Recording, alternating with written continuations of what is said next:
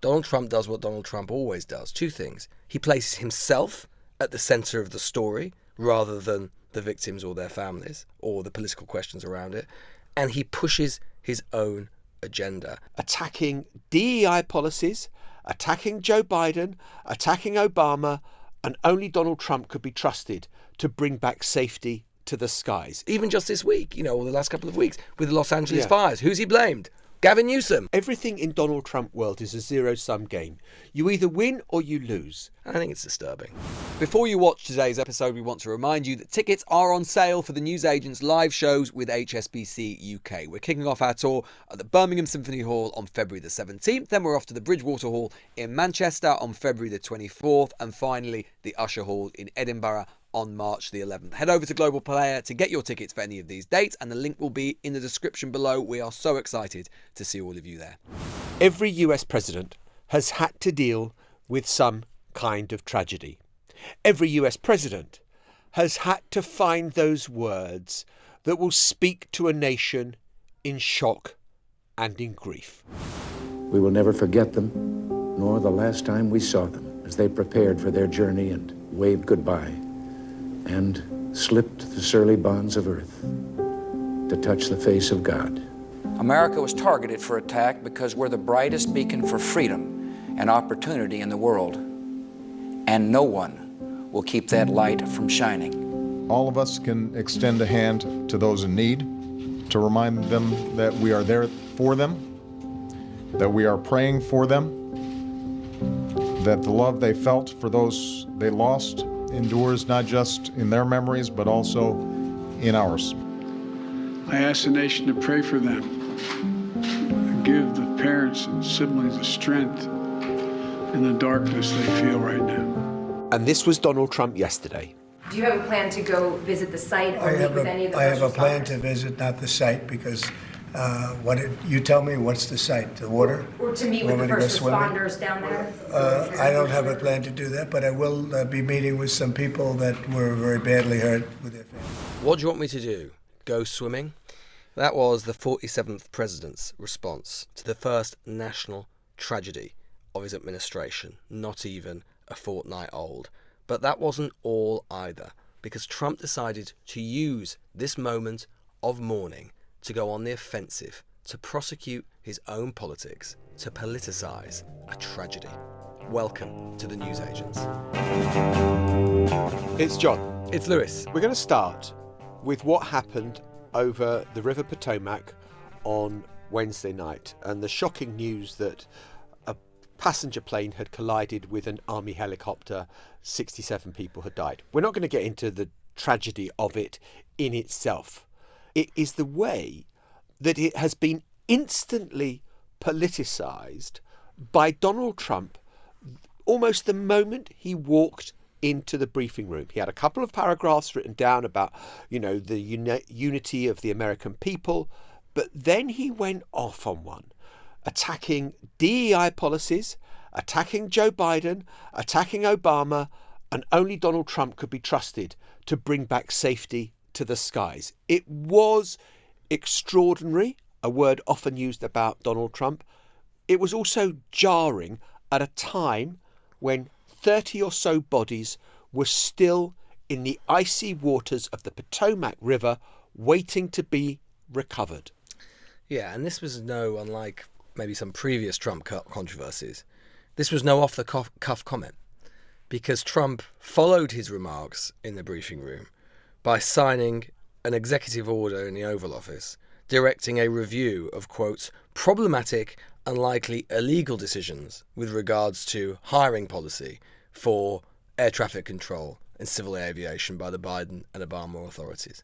So this was Donald Trump in the first, week or so, couple of weeks of his second presidency, already facing a tragedy, already facing a minor crisis, obviously hundreds of family members of the 60 or so casualties of this tragedy, wanting answers, having questions, and obviously facing that moment every president faces and every leader faces, which is needing to speak to the exigencies of the moment and needing to speak for the nation.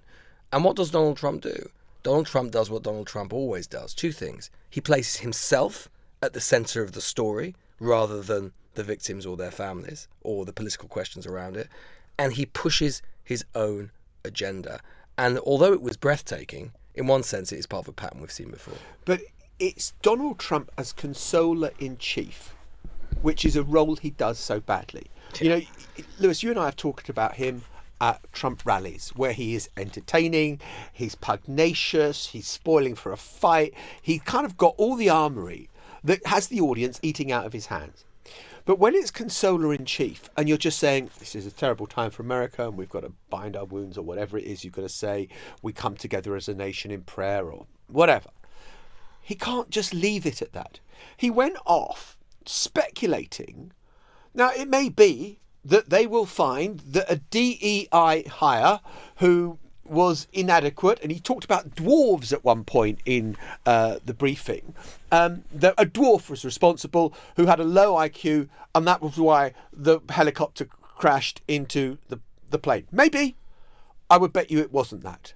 I would bet you that DEI hires have nothing to do with it. But what is he doing speculating on all this stuff? And why the need to politicise something that is just at this stage a tragedy, with families waiting to hear confirmation that their loved one died? Well, let's hear the president talking a little bit about why he believes the DEI and the DEI policies. And again, just in case you're not familiar by now with this is the basically sort of the modern word in some ways for affirmative action, basically bringing in so-called diverse people from minority backgrounds into federal agencies, which was indeed a policy of the Biden and Obama administrations. This is Trump talking about it.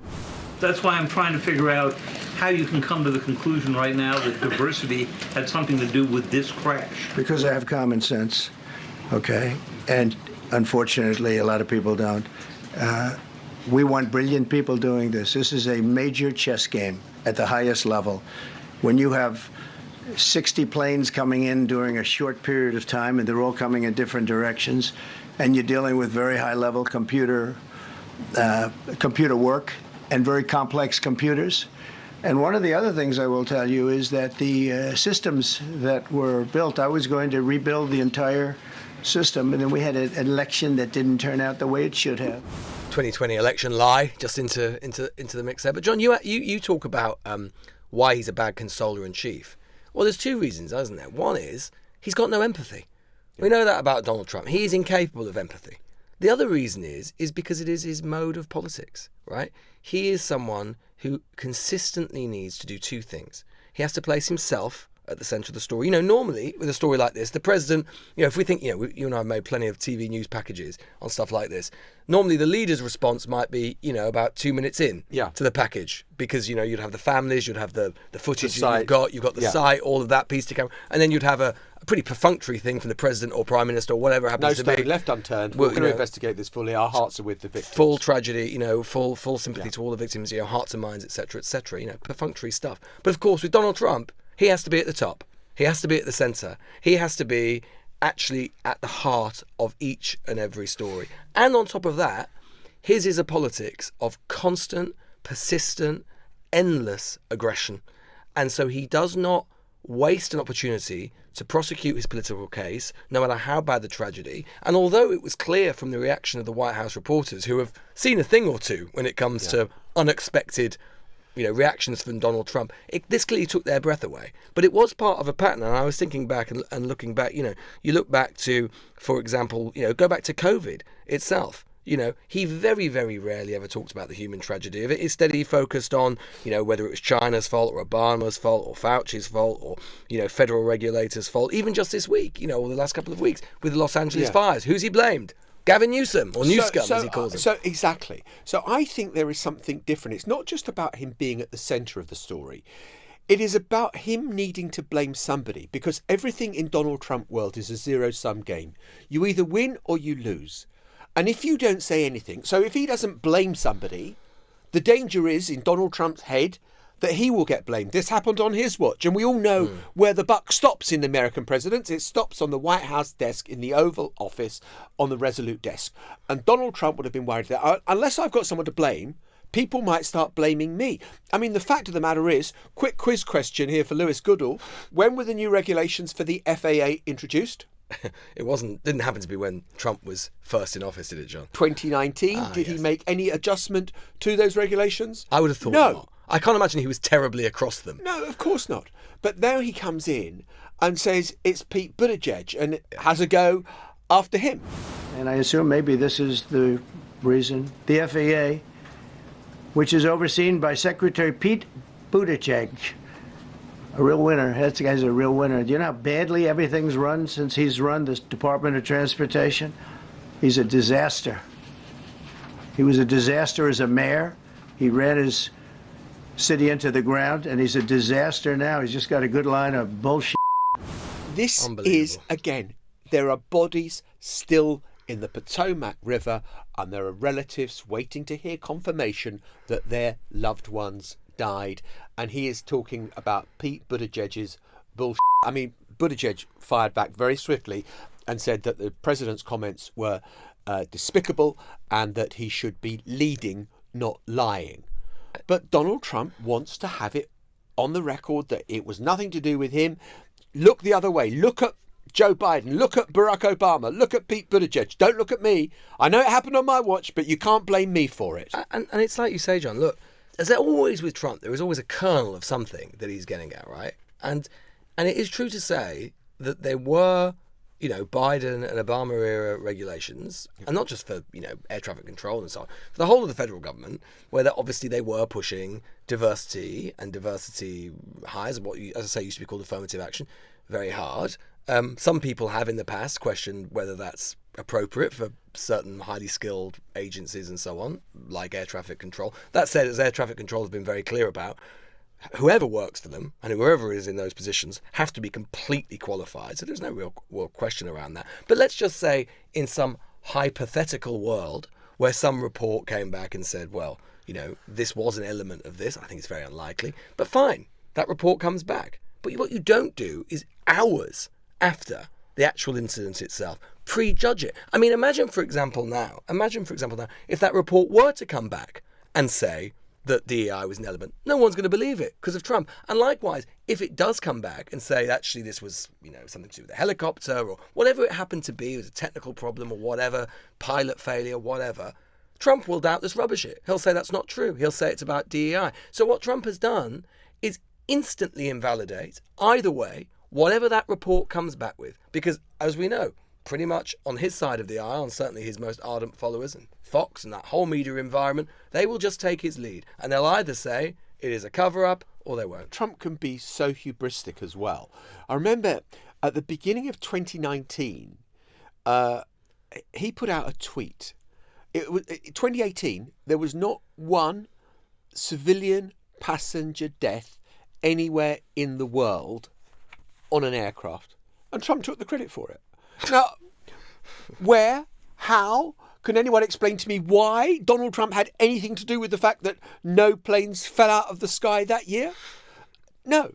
But also responsible for when the sun shines, of course. Yeah, exactly. Not when it doesn't. So it's the That's old Democrats. John F. Kennedy line about kind of, success has many parents and failure is an orphan. Yeah. Donald Trump wants any success to be his and any failure, any shortcoming to be someone else's. But honestly, I mean, I really think that the sort of seeds of misinformation about this and conspiracy about this, clearly Trump is already sowing them from the White House podium. And it's already, as I say, infecting the kind of wider Trump media ecosystem. I mean, this was Fox talking about this in the last 24 hours or so.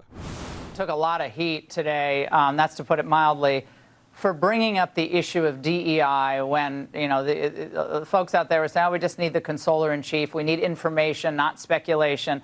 But he wasn't pulling that from thin air. I want to show everyone what Biden's FAA deputy administrator had to say back in 2023. Watch. We need a diverse group of air traffic controllers to bring distinct perspectives to handle the ever-changing aerospace landscape. We need a diverse, next-generation air traffic workforce. So there's Fox already sort of going down this route. And yeah, it's a slightly old clip. You don't want air traffic controllers to bring distinct perspectives. You want air traffic controllers to land planes safely on the right runway. But that is almost certainly not the question at hand here. Of course And not. There is a really, really dark undertone to it as well. Because okay, you can be someone who believes, you can, and it's a perfectly respectable position. You can be someone who says, I don't believe in DEI, I've never believed in affirmative action. You can go along with the kind of merit-based thing. But just think about the corollary of what Trump is doing. He's basically saying, he's getting up at that podium, he's basically saying, who's responsible for this? A black person, or a disabled person, or a minority person, a person who should never have been there. You know how this wouldn't have happened if a white person had been doing it. Probably if a white guy had been doing it, a merit-based white guy like me. That's the really, really disturbing part of it. And that is there's a perfectly valid intellectual kind of case around anti-DEI, anti-affirmative action, whatever. But the people who prosecute it most ardently, like Trump, know the particular underbelly that it tickles and the particular message that it sends. And I think it's disturbing. Look, during the election campaign, we talked about how effective the communication was, say, over trans issues and the adverts they put out. I thought they were some of the best, most hard-hitting adverts. Didn't like the message particularly, but my God, they were cleverly done about the trans issue, where there's the adverts that run all through all the college football games that, Kamala Harris is for them, Donald Trump is for you. It was a clever ad.